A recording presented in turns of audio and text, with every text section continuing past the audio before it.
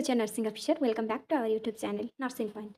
अगर आप UTRPSC या अन्य कोई भी नर्सिंग के एग्ज़ाम की तैयारी कर रहे हैं तैयारी कर रहे हैं तो ये चैनल आपके लिए है।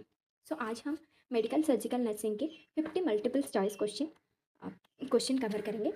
मैं इसमें एकदम वन बाय वन का एग्जैक्ट डिटेल्स या फिर एक्सप्लेनेशन दे दूँगी, जो कि आप लोगों को हेल्प करेगा थ्योरी भी कवर करने में। ठीक है, अगर आपका थ्योरी भी कंप्लीट नहीं हुआ है तो मैं इधर थ्योरी के साथ भी आपका MCQ भी कवर कर लूँगी। सो देर ना करके चलिए शुरू करते हैं आज की क्वेश्चन सेक्शन। ठीक है, question number 1, which electrolyte imbalance is most commonly associated with cardiac अरिथमियाज। तो पहले हमको समझना चाहिए कि कार्डियक अरिथमियाज क्या होता है। रिदम मतलब कार्डियक साइकिल में जो रिदम होता है, कार्डियक रिदम होता है, वो एब्सेंट होता है या फिर इरेगुलर होता है। Arrhythmias, option A hypernatraemia, option B hypokalaemia, option C hypercalcaemia, option D hypermagnesaemia. तो हमको सबसे पहले ये समझना चाहिए कि हमारे जो कार्डियक सिस्टम होता है वो रिदम किस किस वजह से स्टेडी में मतलब रेगुलर बीट या फिर रेगुलर रिदम किस वजह से होता है, वो पोटेशियम के वजह से, मतलब के की वजह से, के प्लस की वजह से। मैं इधर लिख देती हूँ के प्लस। तो हमारा जो पोटेशियम होता है वो कार्डियक हार्ट या फिर हार्ट रिदम को स्टेडी में रखता है। इफ़ इट डिक्रीजेस, ये अगर कम हो जाए, जो कि कंडीशन होगा हाइपोकालेमिया की कंडीशन। अगर हाइपोकालेमिया की कंडीशन देखा जाएगा तो ये हार्ट बीट्स इरेगुलर कर देता है, हार्ट बीट्स को इरेगुलर कर देता है। ठीक है, तो ये हार्ट बीट्स को इरेगुलर कर देगा तो ये उसका रीजन क्या होगा, आरिथमिया की कंडीशन दिखने को मिलेगा।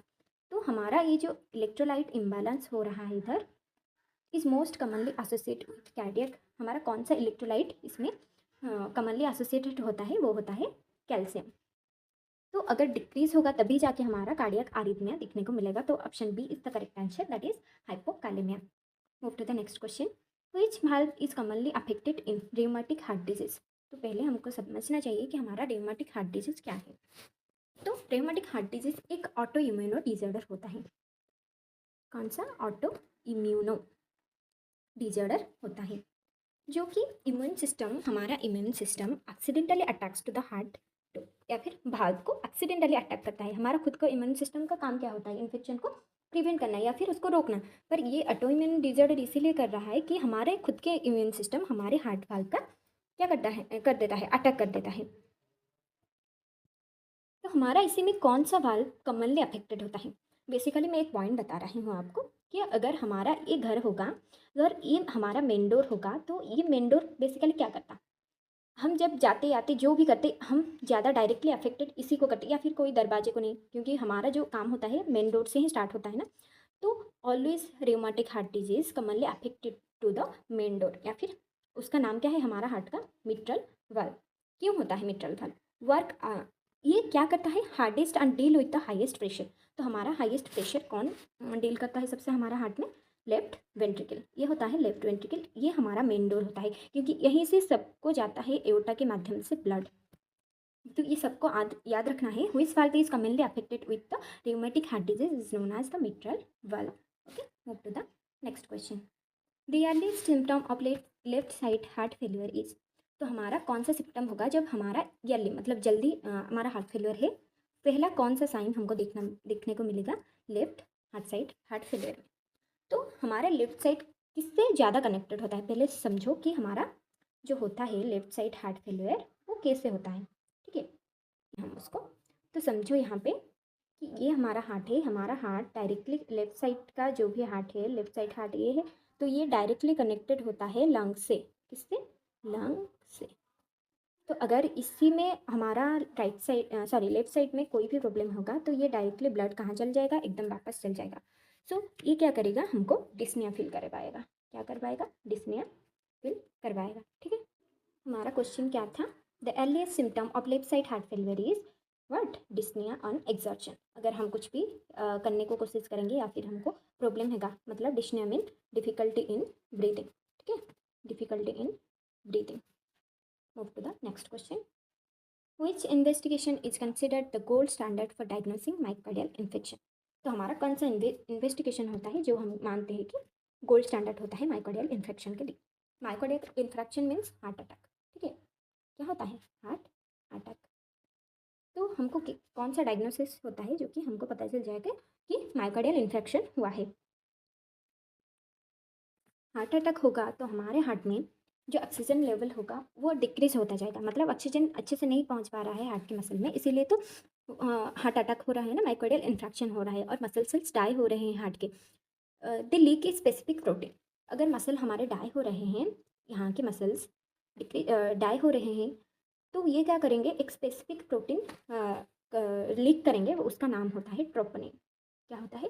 ट्रोपोनिन।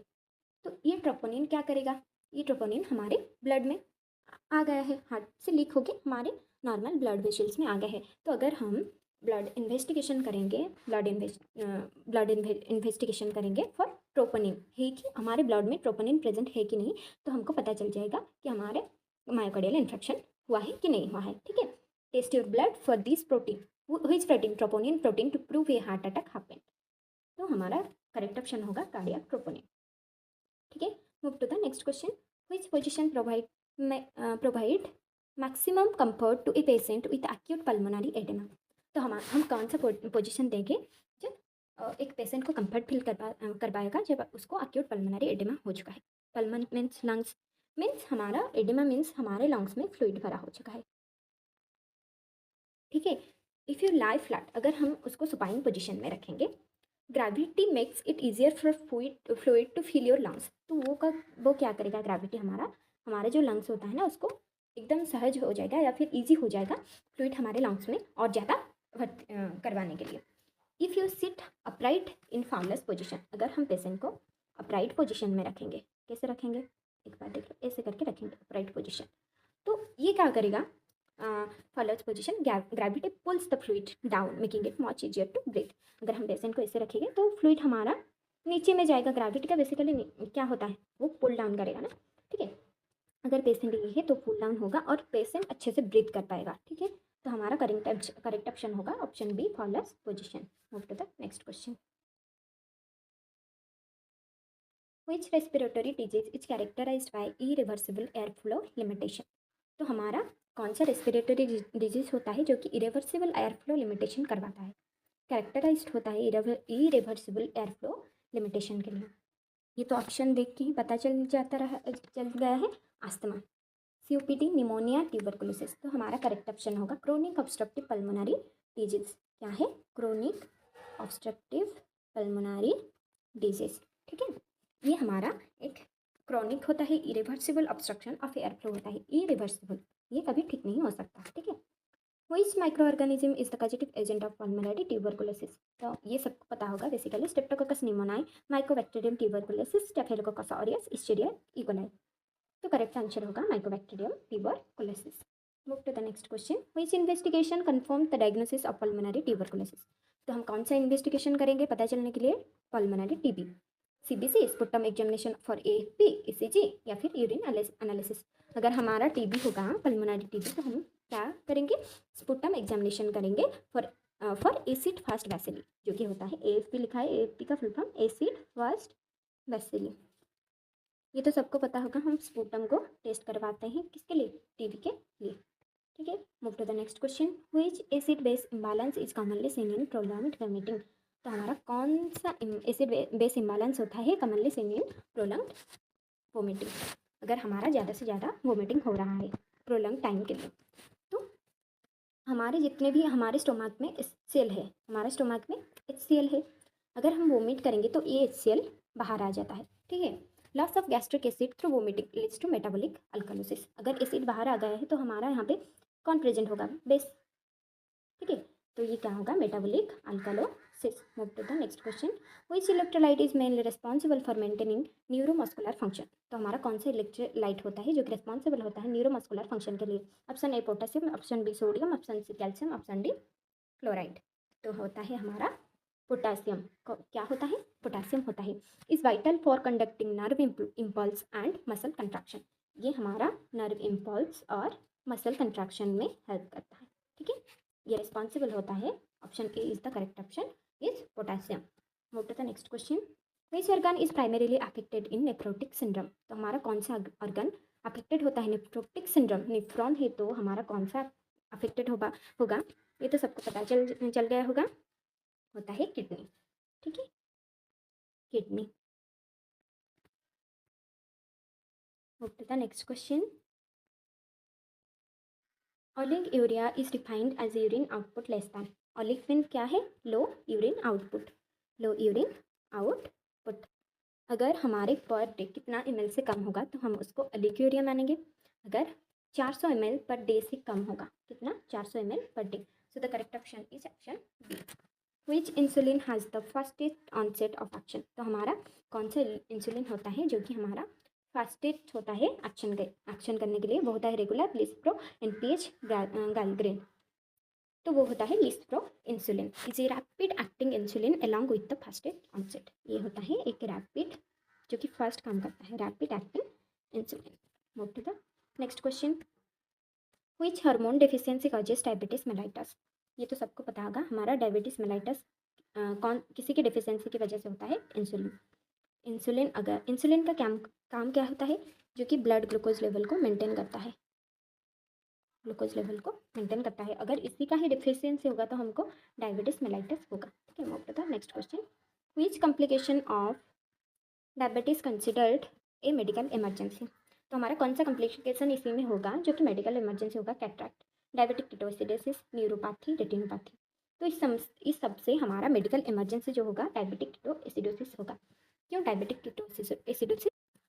हमारी बॉडी में अगर कीटोन ज़्यादा प्रेजेंट होगा तो ये हमारा बॉडी को मतलब कीटोएसिडोसिस में कन्वर्ट कर देता है ना, कीटोएसिडोसिस में। तो इसीलिए ये ज़्यादा इमरजेंसी है इस सब से। ठीक है, move to the next question. Which vitamin deficiency causes pernicious anaemia. Pernicious anaemia किसी की वजह से हो रहा है? Vitamin B12। कौन किसी की वजह से? Vitamin B12। So the correct option is option B, vitamin B12। Move to the next question. Which blood component is administered to treat thrombocytopenia. Basically thrombocytopenia क्या होता है? तो थ्रोम्बोसाइट होता है लो प्लेटलेट काउंट। क्या होता है? Low platelet count. ठीक है, तो हमारा इसमें कौन सा हम ट्रीट करेंगे लो प्लेटलेट काउंट को ठीक करने के लिए? Packed RBC, platelet concentration, fresh frozen plasma, albumin. तो करेक्ट आंसर क्या होगा? So the correct option is platelet concentration. ठीक है, move to the next question. Which disease is characterize by increase intraocular pressure या फिर IOP। इंट्राओकुलर प्रेशर हमारा कौन से डिजीज में कौन से डिजीज की कैरेक्टराइज होता है? Cataract, glaucoma, conjunctivitis, retinal detachment. So the correct option is what? Glaucoma. क्यों glaucoma? Glaucoma is characterised by elevated intraocular pressure damaging the optic nerve. ये क्या करता है? हमारा IOP को इंक्रीज कर देता है और क्या करता है? डैमेजिंग करता है, डैमेज कर देता है ऑप्टिक नर्व को। ठीक है, ऑप्टिक नर्व को। So the correct option is glaucoma. Move to the next question. Which cranial nerve is commonly affected in Bell's palsy. तो हमारा कौन सा क्रैनियल नर्व होता है जो कि commonly affected in Bell's palsy? Option A optic nerve, option B facial nerve, option C trigeminal nerve, option D vagus nerve. तो हमारा करेक्ट ऑप्शन होगा Bell's palsy involves temporary paralysis of facial nerve, जो कि half of the face stop moving. Half face paralysis हो जाता है हमारा Bell's palsy में, पैरालिसिस हो जाता है तो किसको अफेक्ट, कौन सा नर्व को अफेक्ट करेगा? Option B is the correct option, जो होता है फेशियल नर्व को अफेक्ट करेगा। ठीक है, move to the next question. Which neurological disorder is caused by dopamine deficiency. तो हमारा डोपामिन का काम क्या होता है? जो कि स्मूथ मूवमेंट केमिकल को स्मूथ मूवमेंट करवाता है। इफ़ डोपामाइन डेफिशिएंसी होगा तो हमारा बॉडी में क्या होगा? कि ट्रैमर्स होगा एंड स्टिफनेस होगा। ट्रैमर्स एंड स्टिफनेस दिखने को मिलेगा। क्या दिखने को मिलेगा? ट्रैमर्स एंड स्टिफनेस। हमारा इससे कौन सा डिजीज न्यूरोलॉजिकल डिसऑर्डर होता है जहाँ पे कि डोपामाइन या फिर ट्रैमर्स एंड स्टिफनेस दिखने को मिलता है? वो क्या होता है? पार्किंसन डिजीज, जो कि डायरेक्टली कॉज किसको करता है ना? क्या करता है? The brain stops producing enough dopamine. इसी में ब्रेन हमारा क्या करता है? एकदम स्टॉप कर देता है प्रोड्यूसिंग करना, किसको? डोपामाइन का प्रोड्यूस एकदम बंद कर देता है। So move to the next question. Which Glasgow coma scale GCA score indicate severe head injury. हम ग्लास्कोकोमा स्केल कब यूज करते हैं? जबकि हम किसी के हेड इंजुरी होगा, एक सीवियर होगा, इमरजेंसी, अगर पेशेंट वेल है या फिर उसका ब्रेन सही में काम कर रहे हैं, how well the brain is here, मतलब जो कि पेशेंट होगा उसको उसका ब्रेन कितना काम कर रहा है ये देखने के लिए हम जीसी स्केल का यूज़ कर रहे हैं। तो हमारा किस किस को लेके हम जीसी स्केल का यूज़ करते हैं बेसिकली, यहाँ पे देखो, पहला आई ओपनिंग, अगर आई ओपनिंग है तो ठीक है, और किसको, वर्बल रिस्पॉन्स, वर्बली वो रिस्पॉन्स कर रहा है या फिर नहीं कर रहा है पेशेंट, और third one is the motor response. Motor response क्या होता है, हमारा लिम्स का सही से काम कर रहा है या फिर नहीं। तो अगर पेशेंट 15 से ज़्यादा या फिर 15, high score is 15, the patient is fully alert and awake. इसमें पेशेंट अलर्ट होता है एंड अवेक होता है, मतलब तीनों जगह से, आई ओपनिंग से वर्बल ठीक है, मोटर रिस्पॉन्स भी उसका ठीक है। अगर 15 होगा, अगर 15 से ज़्यादा होगा, मतलब सॉरी 15 से कम होगा, बेसिकली 8 से देखेंगे, 8 से 15 तक रहेगा तो ये मॉडरेट होता है, ठीक है, ये मॉडरेट होता है, ठीक है। अगर सॉरी अगर 3 to 8 होगा, ये क्या होता है, लो होता है, क्रिटिकल इमरजेंसी, मतलब पेशेंट का जो आई ओपनिंग है, वर्बली रिस्पॉन्स कर रहा है, मोटर रिस्पॉन्स, ये पेशेंट कोमा में है अभी, the patient is deep coma and not responding at all, वो होगा 3 में। अगर 3 to 8 है तो पेशेंट अगर कोमा में भी है तो ये क्रिटिकल इमरजेंसी को डील करता है, ठीक है। 3 to 8 क्या होता है, रेड जोन होता है, ठीक है, ये क्या होता है, रेड जोन होता है। तो अगर indicate severe head injury, severe head injury में क्या होता है, पेशेंट क्या किस में चला जाता है, चला जाता है कोमा में। तो हम GCS score indicate severe head injury मतलब 3 to 8 में उसका रेंज होगा, ठीक है। Move to the next question, which burn is characterised by blister.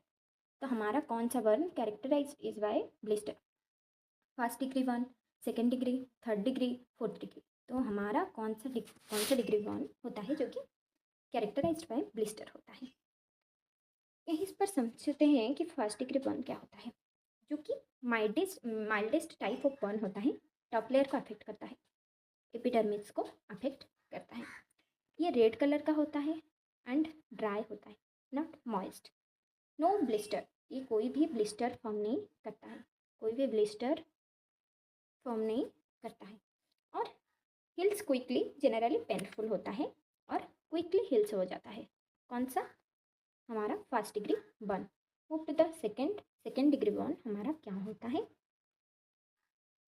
ये होता है गोज डीपर, मतलब एपिडर्मिस ऑल्सो डर्मिस लेयर को भी अफेक्ट करता है and blister on the skin. यहीं पे तो हमको आंसर पता चल गया, ब्लिस्टर स्किन में दिखने को मिलता है सेकेंड डिग्री बर्न में, and very painful and may leak wet look wet और साइन। और ये क्या होता है, वेट होता है, ब्लिस्टर होगा तो वेट होता है और साइनिंग दिखने को मिलता है, ठीक है। सो हमारा करेक्ट ऑप्शन होगा option B, second degree burn. Move to the next question, which formula is commonly use to calculate fluid requirement in burn patient. तो हम कौन सा फार्मूला यूज़ करते हैं, ये जो पेशेंट की फ्लूइड रिक्वायरमेंट उसको ज़रूरत है, पेशेंट को बर्न हुआ है या फिर उसका कुछ जल गया है और उसको हमको फ्लूइड देना पड़ेगा, तो हम कौन सा फार्मूला यूज़ करते हैं, पार्कलैंड, ग्लासको, आकार, बाइसोप्स। ये सब में तो ये सब गलत है, तो हम पार्कलैंड फार्मूला यूज़ करते हैं। कौन सा फार्मूला, पार्कलैंड फार्मूला। फार्मूला सबको याद रखना चाहिए, इसी में क्वेश्चन तो आता रहता है इसी का। तो हमारा क्या होगा, fluid volume is equal to 4 ml into weight in KG, हमारा जो वेट होगा वो केजी में कैलकुलेट होगा, into percentage of burn surface area, हमारा कितने बर्न सरफेस एरिया के परसेंटेज जल गया है, इंटू केजी इंटू 4 ml, ये होता है पार्कलैंड फार्मूला, ठीक है। मैं एकदम क्लियर से लिख देता हूँ इसको, ठीक है। Parkland formula 4 ml into weight in KG into हमारा कितना percentage of burn surface area, ठीक है। ये सबको नोट कर लेना चाहिए क्योंकि ये ज़्यादा इंपॉर्टेंट है। So the correct option is Parkland formula, ठीक है। Move to the next question, which condition is characterised by decrease tissue perfusion leading to organ dysfunction. तो हमारा इसे कौन सा कैरेक्टराइज्ड होता है किसी डिजीज में जो कि डिक्रीज कर देता है tissue perfusion leading to organ. तो हाइपरटेंशन होता है, शॉक होता है, एडिमा होता है, एनीमिया होता है। बेसिकली करेक्ट आंसर क्या होगा? शॉक। क्यों शॉक? शॉक में क्या होता है, ऑक्सीजन हमारे टिश्यू में नहीं जा पाता है, डिक्रीज टिश्यू परफ्यूजन, टिश्यू को ऑक्सीजन चाहिए होता है। ठीक है, अगर डिक्रीज हो गया टिश्यू परफ्यूजन मतलब यहाँ पे ऑक्सीजन का लेवल डिक्रीज है। किसका लेवल डिक्रीज है? ऑक्सीजन का लेवल डिक्रीज है। अगर ऑक्सीजन का लेवल डिक्रीज होगा तो हमको कौन सा कंडीशन में ये सब देखने को मिलेगा? टर्गन डिस्फंक्शन। इतना ऑक्सीजन का डिफ्यूज मतलब टिश्यू परफ्यूजन हो रहा है इसी में कि और हमारा ऑर्गन भी अफेक्टेड हो रहा है, तो ये देखने को मिलेगा शॉक में। कहाँ पे? शॉक में। Move to the next question.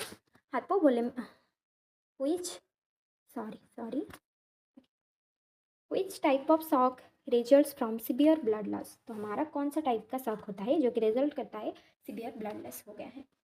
तो basically cardiogenic shock, septic shock, hypovolaemic shock, neurogenic shock.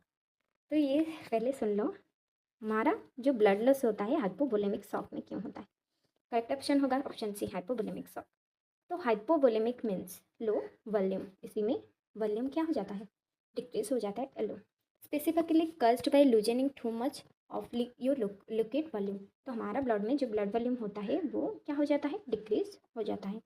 Such as bleeding out from a severe injury. अगर सीवियर इंजरी होगा, सीवियरली ब्लड लॉस होता है, सीवियर इंजरी होता है तो हाइपोवोलेमिक शॉक की वजह से हमारा सीवियर ब्लड लॉस होता है। ठीक है, move to the next question. Which type of hepatitis is primarily transmitted through the faeco oral route. तो हमारा कौन सा हेपाटाइटिस जो कि प्राइमरीली ट्रांसमिटेड होता है through faeco oral? So the correct option is hepatitis A.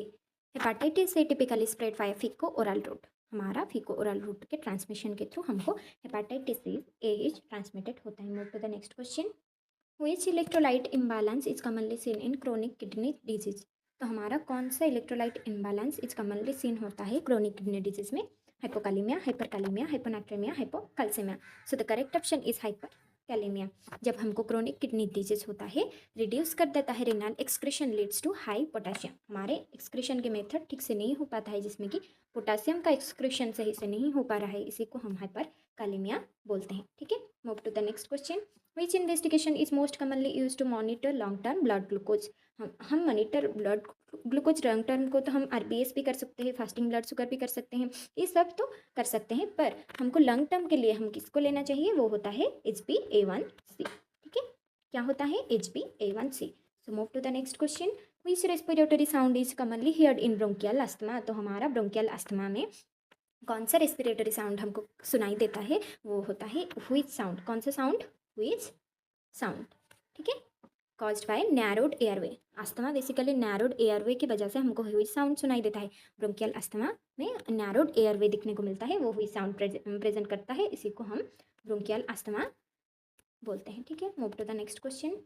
Which electrolyte is the major extra cellular cation. हमारा major extra cellular cation कौन सा है? Potassium, sodium, magnesium, calcium. So the correct option is sodium. कौन सा होता है? Sodium. Primary extra cellular cation होता है sodium. Move to the next question. Which condition is characterised by excessive thyroid hormone secretion. अगर हमारा एक्सेसिव थायराइड हार्मोन सिक्रेशन होता है तो हम इसको बोलते हैं हाइपरथायराइडिज्म।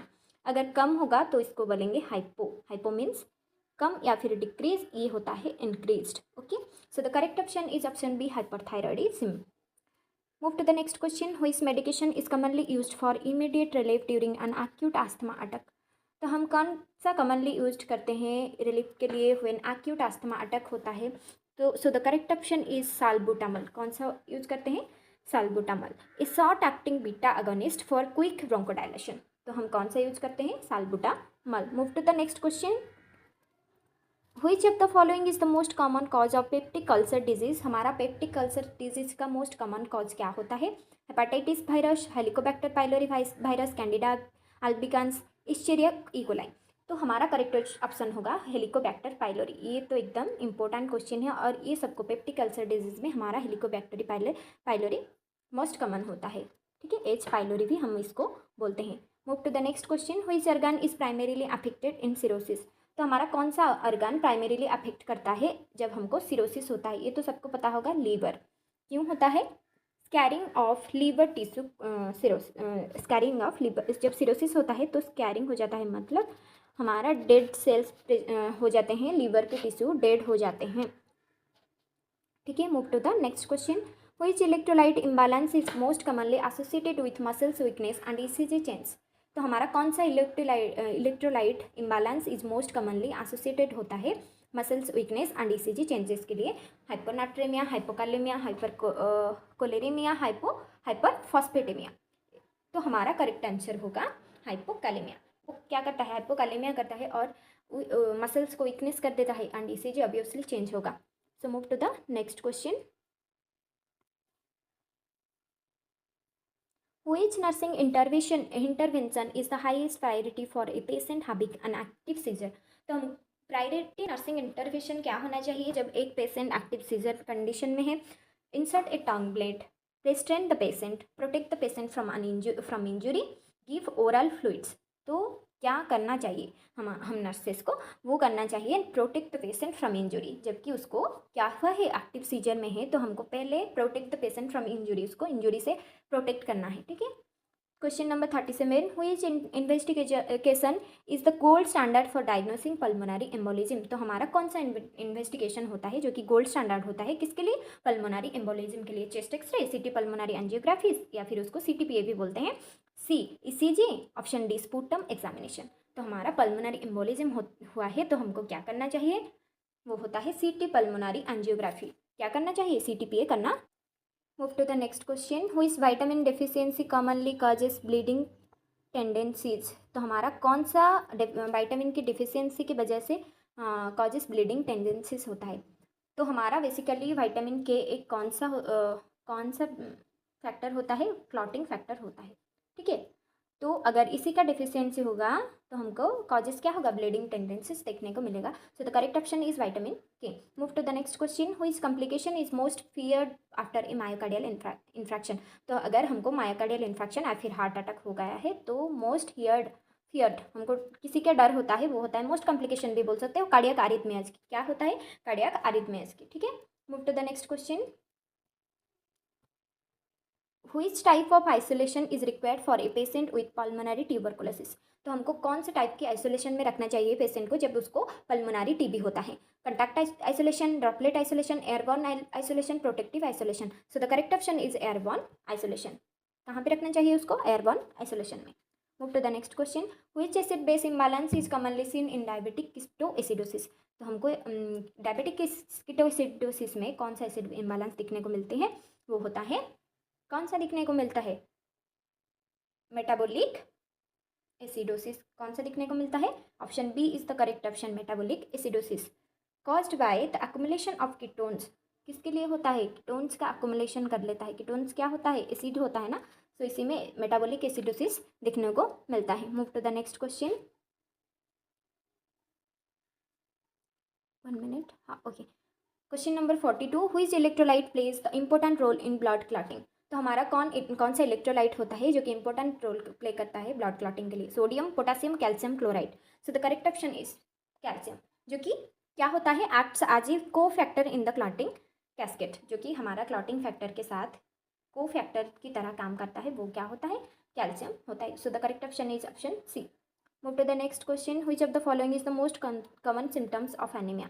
तो हमारा अनीमिया में कौन सा हमको देखने को मिलेगा common symptoms? Hypertension, fatigue, haematuria, jaundice. तो अनीमिया के कंडीशन में हमको आरबीसी कम दिखने को मिलेगा, मतलब ज़्यादा आरबीसी हमारे बॉडी में प्रेजेंट नहीं होता है, डिस्ट्रक्शन ऑफ आरबीसी देखने को मिलेगा।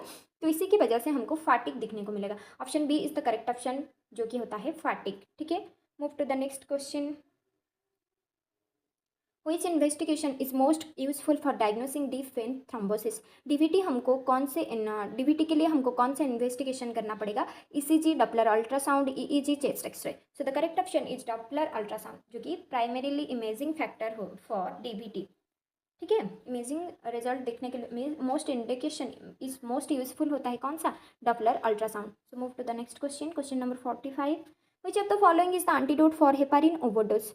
तो हम कौन सा एंटीडोट यूज़ करते हैं जबकि हमको हेपारिन का ओवरडोज हो जाता है? तो वो होता है करेक्ट आंसर प्रोटामिन सल्फेट, जो कि आईएम इंपॉर्टेंट होता है। ये बहुत बार पढ़ चुका है एग्जाम में, तो ये सबको देखना चाहिए। हेपारिन को ओवरडोज के लिए हम एंटीडोट कौन सा देते हैं? वो होता है protamine sulphate. Move to the next question, question number 46, which type of fracture involves broken bone protruding through the skin. तो हमारा जो कि स्किन को अफेक्ट करता है, ए से ब्रोकन हो जाता है हमारा बोन, तो उसको क्या कहते हैं? Grain stick fracture, closed fracture, open और कंपाउंड फ्रैक्चर, इम्पैक्टेड फ्रैक्चर। वो होता है ओपन और कंपाउंडेड फ्रैक्चर जो कि होता है बोन पेनेट्रेट्स द स्किन। यहाँ पे क्या कर रहा है? बोन स्किन को अफेक्ट कर रहा है ना, पेनेट्रेट कर रहा है, इसीलिए हम उसको ओपन और कंपाउंडेड फ्रैक्चर बोलते हैं। Question number 47, which electrolyte imbalance is commonly associated with positive Chvostek and Trousseau sign. तो हमारा कौन सा electrolyte imbalance is most commonly associated with positive Chvostek and Trousseau sign, वो होता है question number 47। Correct option is, so the correct option is what? Hypocalcaemia. क्यों hypocalcaemia होता है? हाइपोकैल्सेमिया बेसिकली क्या कज करता है? Neuromuscular irritability. हमारे न्यूरोमस्कुलर इरिटेबिलिटी किस वजह से, हमारा कौन सा इलेक्ट्रोलाइट इम्बैलेंस के लिए होता है? वो होता है neuromuscular irritability due to hypocalcaemia. अगर हम देखेंगे इसमें चॉपस्टिक साइन और ट्रोजेउस साइन देखने को मिलता है। चॉपस्टिक साइंस बेसिकली क्या होता है? बेसिकली चॉपस्टिक साइंस होता है जो कि हमारा फेशियल मसल्स की फेशियल मसल ट्विचिंग दिखने को मिलता है, जहाँ पे कि हमारा किस वजह से होता है ये?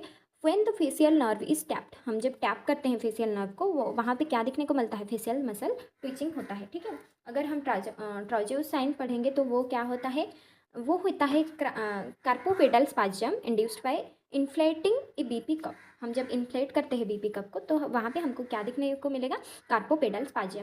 बेसिकली ये दोनों ही हाइपोकैल्सेमिया में देखने को मिलते हैं। क्यों? क्योंकि ये क्या करता है? हमारा न्यूरोमस्कुलर की इरिटेबिलिटी को बढ़ा देता है, जिसकी वजह से ये दोनों दिखने को मिलते हैं। So move to the next question. Question number 48, which position is preferred for a patient in shock if there no contraindication. हमारे एक पेशेंट है जो उसको कि शक हुआ है and there is no contraindication, ठीक है, वहाँ पे कोई भी कंट्राइंडिकेशन नहीं है, तो हम पेशेंट को कौन सा पोजीशन प्रेफर कर देते हैं? Option A high Fowler position, option B Trendelenburg, option C lithotomy position, option D prone position. तो हम क्या करेंगे? पेशेंट को टेंडलेनबर्ग पोजीशन में रखेंगे, ठीक है। Move to the next question, which investigation is commonly used to diagnose osteoporosis. तो हम कौन सा इन्वेस्टिगेशन करेंगे फॉर ऑस्टियोपोरोसिस? सिटी स्कैन करेंगे, एमआरआई करेंगे, डेक्सा स्कैन करेंगे, अल्ट्रासाउंड करेंगे। तो हम क्या करेंगे? डेक्सा स्कैन करेंगे। क्यों? डेक्सा स्कैन क्या होता है? डुअल भी बोल सकते हो, या फिर डबल एनर्जी एक्सरे, ठीक है, होता है डेक्सा स्कैन। जो हम उसमें क्या, ऑस्टियोपोरोसिस मतलब क्या होता है? बोन डेंसिटी में अफेक्ट करता है, तो हम बोन डेंसिटी को डायग्नोस करने के लिए, चेक करने के लिए हमको डेक्सा स्कैन करना पड़ेगा, ठीक है। Move to the next question. Question number 50, which nursing action is the highest priority according to ABC principle. हमारा ABC प्रिंसिपल क्या होता है? ए मतलब एयरवे, बी मतलब ब्रीदिंग, सी मतलब सर्कुलेशन। पहले एयरवे चेक करेंगे, फिर ब्रीदिंग, फिर circulation. Pain management, airway maintenance, health education, documentation. तो हमारा हाईएस्ट प्रायोरिटी ABC के माध्यम से पहले एयरवे मेंटेनेंस पर ही जाएगा। So the correct option is B, airway maintenance. So the correct option is airway maintenance, ठीक है। यहीं पे 50 MCQ का सीरीज खत्म होता है। अगर वीडियो अच्छी लगे तो लाइक, शेयर एंड सब्सक्राइब कर देना। Thanks for watching my video and मिलते हैं अगला MCQ के सीरीज़ में। तब तक के लिए बाय बाय।